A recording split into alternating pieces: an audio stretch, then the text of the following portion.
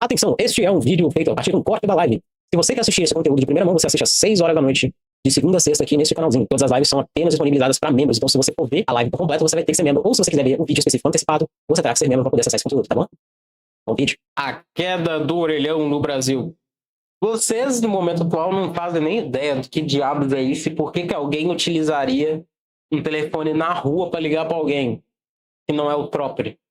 Mas isso foi mega importante numa época. Um aparelho imponente, estiloso, extremamente... Imponente e estiloso.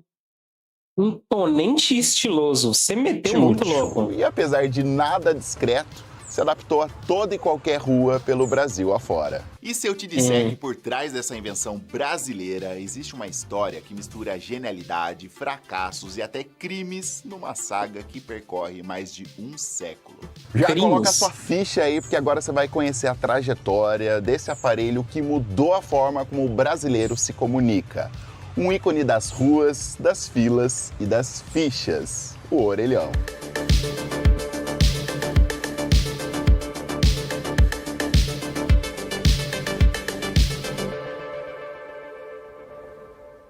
A nossa história começa bem antes do orelhão. Eu sou dose, tradicional que a gente conhece. No final do século XIX, um americano chamado William Gray certa vez ficou desesperado porque estava no centro da cidade movimentada, sua esposa passou mal e ele teve que implorar para usar um telefone da casa de uma pessoa para conseguir chamar um médico. Dessa frustração veio a sacada. Em 1889, William inventou o primeiro telefone público de moedas e o primeiro do mundo foi instalado em um banco em Hartford. His invention allowed people to make calls using a few coins, making phone communication more accessible to the average person.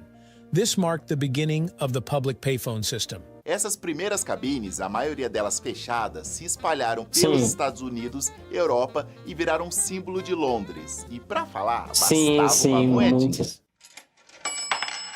Mas no Brasil, o telefone de rua demoraria a chegar. No início do século XX, o telefone fixo já existia por aqui, mas era artigo de luxo. A década de 20 ficou marcada pela lá na casa da minha avó tem esses telefones de discador assim. Telefones semipúblicos. É bizarro, mano. Aparelhos instalados dentro de padarias, bares e farmácias, sob contrato com a CTB. Levar 30 minutos para discar um número só. Telefônica brasileira.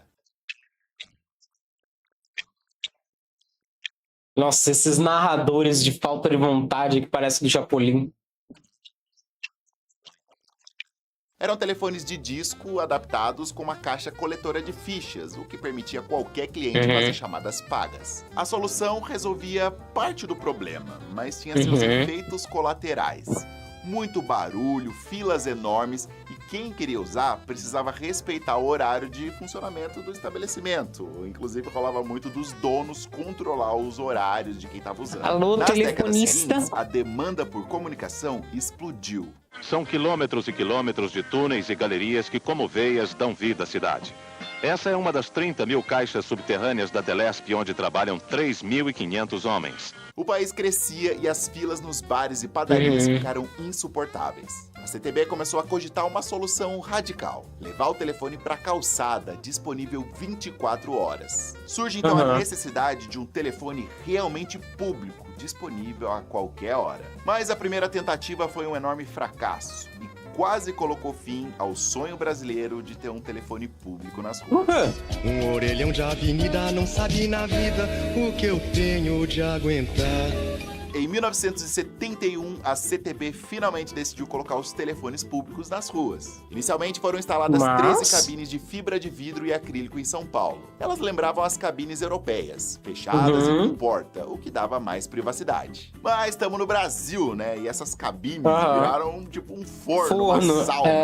Imaginei, ficava muito quente. Inclusive, muita gente chegou a passar mal tentando usar o telefone. Além disso, elas ocupavam espaço demais nas ruas e calçadas estreitas aqui no Brasil. A empresa então percebeu que precisava de um novo aparelho, que fosse resistente ao vandalismo, ao sol, à chuva e tivesse um design que não atrapalhasse os pedestres. Essa missão quase impossível caiu nas mãos da arquiteta sino-brasileira Chu Ming Silveira. Ela era chefe de projetos do Departamento de Engenharia da CTB. Nascida em Xangai em 1941, ela foi radicada no Brasil ainda criança, aos 10 anos, e quando adulta, se formou em arquitetura. Xu Ming mergulhou nesse projeto com muita dedicação e criatividade. Depois de muitos esboços, ela propôs 2 modelos. O orelhinha, feito de acrílico laranja para ambientes internos, e o orelhão, maior, esse feito de fibra de vidro, muito mais resistente para as ruas. Para chegar na forma ideal, ela buscou inspiração na natureza. O design foi baseado em um ovo. Segundo a Xu, essa era a melhor forma acústica para abafar os ruídos e barulhos externos. Até a cor foi estrategicamente escolhida.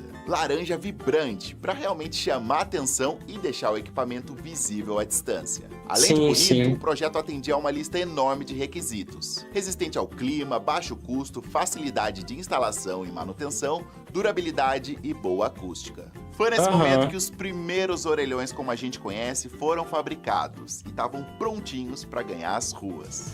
Tô te ligando da esquina, perto da Nossa Senhora. Os primeiros orelhões foram inaugurados no dia 20 de janeiro de 1972. Eles chegaram inicialmente no Rio de Janeiro e 5 dias depois em São Paulo, onde cerca de 170 aparelhos foram instalados, com Que lindo! de inauguração e tudo. E tinha muita gente que colecionava os cartões de orelhão. Tem muita gente que ainda tem esses cartões. Meu pai é um deles, tinha caixas e caixas de cartão de orelhão. Ah, mas vai que vende depois por um preço. Não vai se vender, não vai se livrar. Vai embora de casa e aquele troço vai estar lá. O nome oficial escolhido pela própria Quem que vai comprar? Xu Ming foi Tulipa. Mas não demorou pro povão nas ruas apelidar ele de Orelhão. Por conta, lógico, daquele formato que parece uma orelha gigante. A inventora dos protetores de telefones públicos batizou A mulher pensou num ovo e a galera pensou numa orelha. a criação de tulipas. Mas logo os objetos foram apelidados nas ruas de orelhões e não perderam mais esse nome. As primeiras inaugurações foram verdadeiros eventos. As crianças se aglomeravam para observar a concha gigante. Adultos queriam ouvir sua própria voz ecoar dentro do orelhão. E filas enormes se formaram para estrear o equipamento. Com a criação da Telebrás em 72, o governo incorporou o plano de telefones públicos à política de integração nacional. Assim, cada estado ganhou a sua própria operadora. E aí os orelhões começaram a pipocar por tudo que é canto do Brasil. Colocar telefones públicos, independente do tamanho da cidade, agora era prioridade. E a população começou a cobrar isso. Os telefones públicos nós temos, que aliás é de grande utilidade. É só chamar, o guarda atende e será feita a chamada necessária que o condutor precisar. Aos poucos, ficou comum ver filas de gente esperando para ligar em ruas, praças, esquinas e rodoviárias. Jornais até publicavam instruções de como posicionar a cabeça dentro da cúpula para abafar Meu Deus do céu, precisava de uma instrução para colocar a cabeça na o cúpula. ruído. Este é o telefone público instalado pela municipalidade Tá, é doido? no bar do Balneário Tem que Os ensinar. aparelhos também se tornaram um verdadeiro símbolo visual. Inicialmente, os orelhões da CTB eram na cor laranja e usavam telefones de disco vermelho, conhecido como vermelhinhos, e não faziam interurbano. Para isso, você tinha que ir até um posto telefônico. Posto telefone mais próximo. Preciso fazer um interurbano urgente. Com a expansão da descagem direta, o DDD, o laranja ficou só para ligações locais. E aí surgiram os chiquérrimos orelhões azuis, que eram específicos para fazer interurbano. Orelhão azul. Um verdadeiro posto telefônico para interurbanos. Nacionais! Aberto 24 horas por dia, todos os dias. Sábados, domingos Essas pessoas eram muito... todo mundo parecia muito mais velho do que é. e feriados. Sem descanso! Orelhão azul. A sua praça. A sua Quantos anos quantos anos esse cara tem? 35. Cada modelo de orelhão exigia tipos específicos de fichas. Uma ficha local servia para você fazer ligações na sua própria cidade, mas para ligar para alguém de outra cidade ou estado, exigia uma ficha especial para interurbano, e ela era usada nos orelhões azuis. Você pega a ficha, você compra, coloca naquele diabo do orelhão, entendeu? Olha esse cara, As cores meu também Deus. variavam Seu conforme o boguete. estado e operadora. Em São Paulo, a Telesp chegou a usar o laranja clássico, meu mas Deus, também saco. verde e amarelo. Nos anos 90, a Telefônica adequou nariz os aparelhos coçando. verde e limão. Algumas operadoras pintavam as cúpulas Oxe. com as cores dos seus estados. Um bicho. Em Salvador surgiram orelhões legal. azul turquesa para combinar com o mar. E tinha até orelhão em formato de berimbau. Poxa, rapaz, Din, din, din. tô precisando desse Uma concha feita pra você pegar tirar o acústico do ambiente, o ruído do ambiente, e a pessoa tá do lado de fora. Tem que ensinar mesmo. Impressionante. O orelhão também foi muito importante para levar a telefonia, né, a comunicação para cidades do interior e regiões mais remotas, que antes viviam praticamente isoladas. E até o final do ano, toda a localidade com mais de 1000 habitantes vai ter que ter telefone público. Pode exigir, isto é seu direito. De barco demora. Agora já tem orelhão, manazinha, pra gente se falar. Enquanto isso, a fama dos nossos orelhões ultrapassava fronteiras. A CTB fechou acordos para exportar o design para Moçambique e também para países da América Latina e da África, o que reafirmou que a invenção brasileira era perfeita para climas tropicais. Foi nesse momento que eles perceberam que precisavam continuar investindo para expandir os negócios. Aliás, isso serve pra gente também, né? Tem que ter estratégia para investir com propósito. E para te ajudar nessa, você pode contar com a galera do... Não, o bicho foi não, obrigado. Mas você sabe por que o Brasil foi na contramão dos outros países e usou fichas ao invés de moeda? Na década de 70 e 80, a inflação brasileira era uma loucura, né? Transformava o bolso dos brasileiros numa bagunça. Eles alteravam a moeda, as cédulas mudavam de... Então, se você tivesse uma ficha, o valor da ficha podia se alterar e a ficha continuaria a mesma. valor e os zeros eram cortados. Não teria que alterar o sistema. Como a inflação era imprevisível e mudava toda hora, era praticamente impossível usar moedas comuns. A ficha, esse disco metálico com o logotipo da companhia, representava uma unidade de tempo de ligação, ou pulso. Ao colocar a ficha e discar, a ligação só se completava quando a primeira ficha caía dentro do aparelho. Assim, quando era necessário, era só alterar o preço unitário da ficha. Conseguia fazer o ajuste. Foi daí que surgiu a expressão caiu a ficha, né? Quando a pessoa finalmente caiu a ficha e fez a ligação.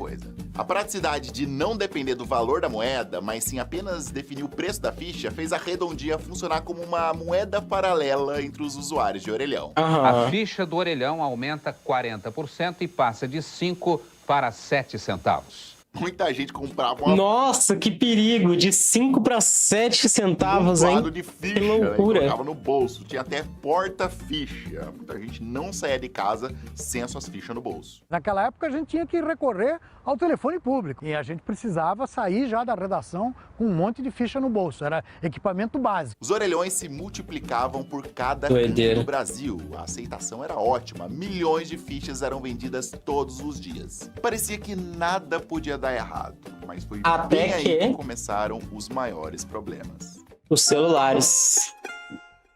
Não, teve problema antes da existência do celular. Em meados dos anos 80, começaram a pipocar os trotes, né? Muitos trotes eram aquele trote zoeira, moleque, né? Os caras iam no orelhão e ligavam pra casa de alguém só pra azucrinar. Porque só tinha a ideia de que você tá num orelhão, você tava anônimo. E aí os trotes bombaram. Mas justamente pelo orelhão passar essa falsa ideia de anonimato, muita gente passou a aplicar trotes ilegais pra polícia, bombeiro, e aí o negócio começou a encrespar, com direito até a polícia investindo em sistemas pra identificar e prender os passadores de trote. E a identificador de chamada passou a se chamar Bina. O telefonema de uma mulher. No começo da conversa, ela diz que quer comunicar uma ocorrência. Em seguida, tenta marcar um encontro com o policial.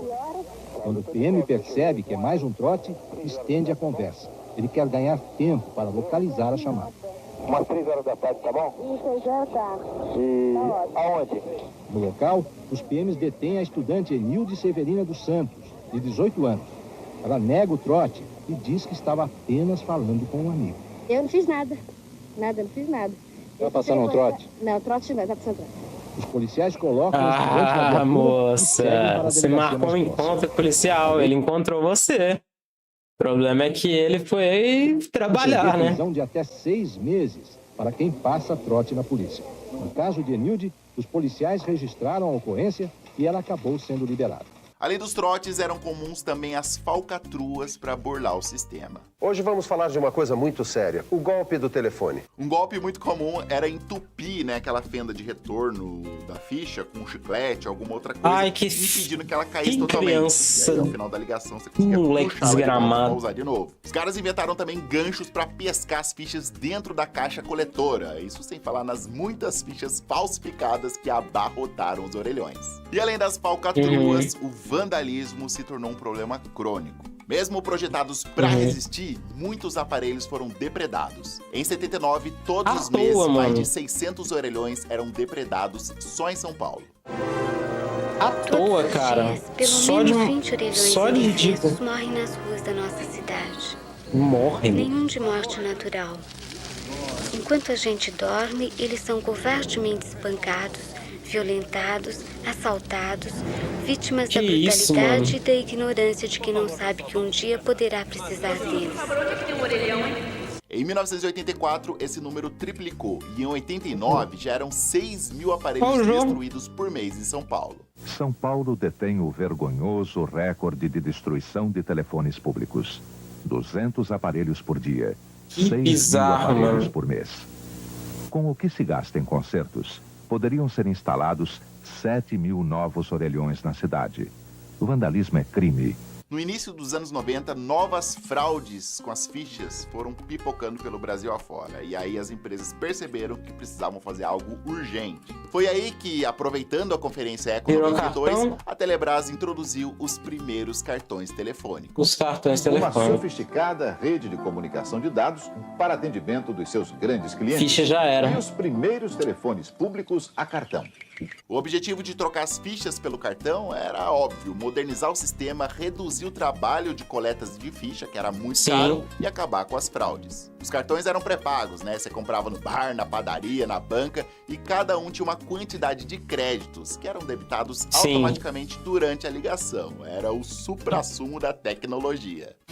O cartão telefônico você tem? Não. Pois eu sim. Além disso, cada cartão vinha com uma imagem e aos poucos foram lançando coleções inteiras que caíram nas casas do povo. E tem muita gente ainda com isso. O cartão telefônico virou item para colecionar. Colecionar cartões telefônicos está virando uma verdadeira mania em Poços. Hoje na cidade existem mais de 100 colecionadores que sempre se encontram para trocar os cartões e tentar conseguir aqueles que são considerados raridades. Existem alguns cartões que são vendidos por mais de R$100.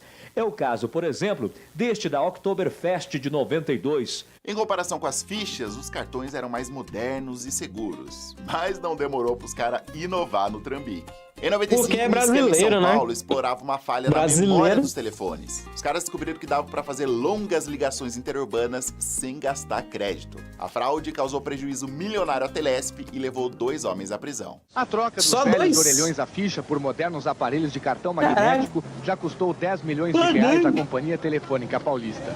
Um investimento milionário por um sistema mais econômico e à prova de fraude. Mas a Telesp acaba de ter uma surpresa. Há 2 semanas, a polícia vem recebendo denúncias de pessoas que testemunharam fraudes que permitem completar ligações interurbanas sem gastar o cartão telefônico.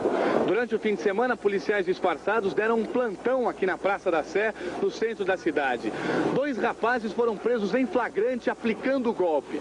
Sem usar um único crédito do cartão, eles telefonaram para um amigo no interior do Ceará.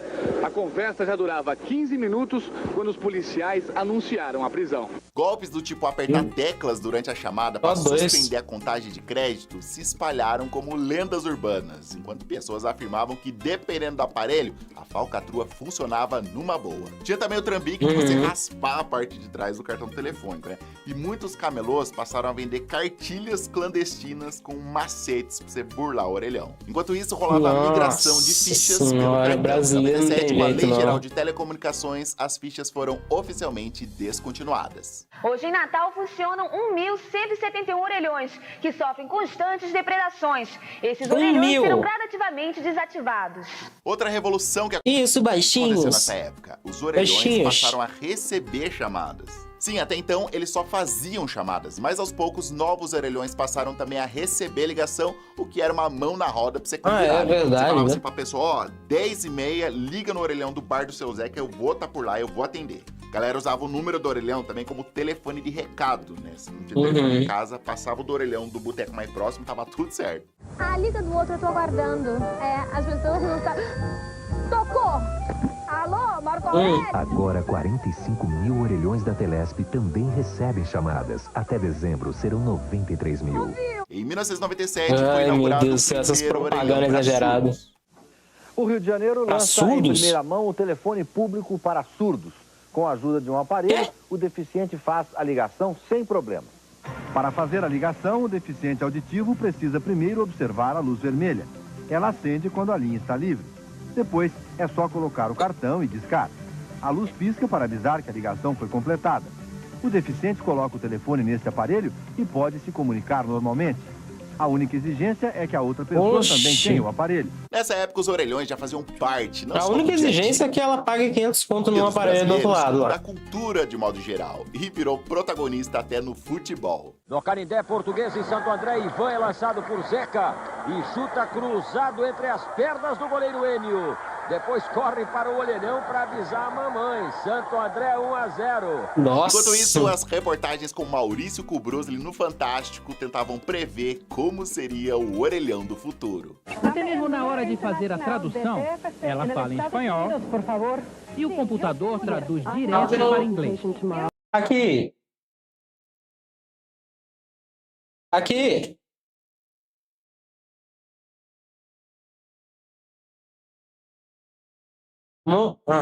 Deixa pra lá. No futuro, o orelhão vai ser assim.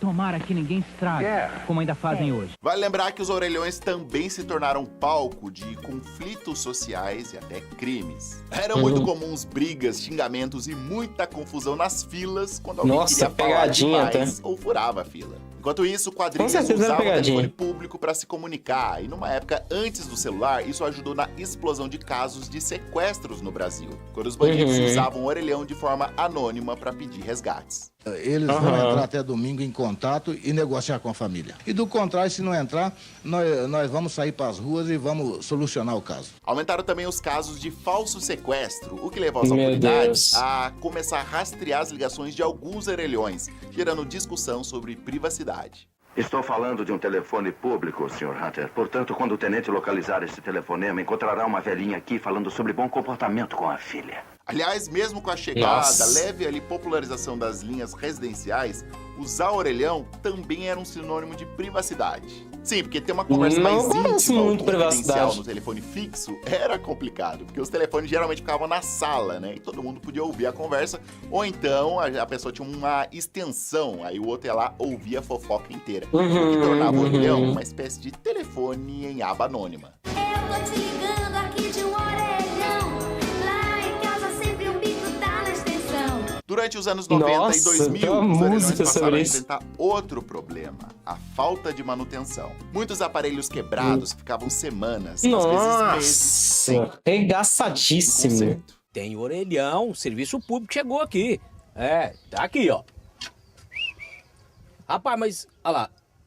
Ih, não funciona. Dependendo do estrago, a concessionária falava que não compensava arrumar nem instalar o novo, principalmente nas cidades menores do interior. Nossa, mas o ser humano é muito porco, né? Destrói o negócio só pela vontade de destruir. Do serviço. Há 8 meses, o posto telefônico foi fechado. A empresa de telefonia instalou esse orelhão, mas há 30 dias o terminal não funciona. Fora de operação. Enquanto isso, o novo milênio se aproximava. E com ele, o fim celular dos orelhões.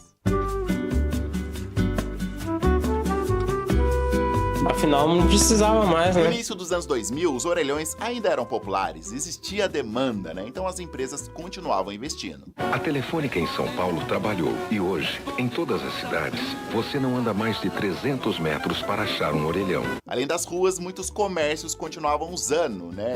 Quase como um telefone próprio. Mas, claro, também disponível ao público. No comércio do seu Eugênio, o telefone público é um velho amigo há mais de 20 anos.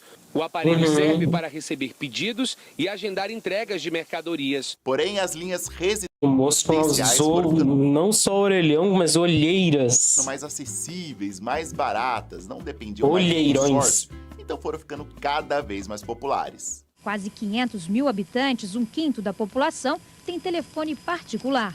Outros 16 mil orelhões estão espalhados pelas ruas. Anos depois, rolou a explosão dos celulares. E aí a coisa mudou completamente. Inicialmente, os celulares pós-pagos eram um item de luxo, mas aos poucos isso foi mudando. Os celulares pré-pagos viraram febre. Você podia botar crédito em banca de jornal, igual rolava de você comprar peixe antigamente. Os aparelhos também abaixaram o preço e com o passar dos anos... Nossa, esse azulzinho ali com branco eu tive, hein?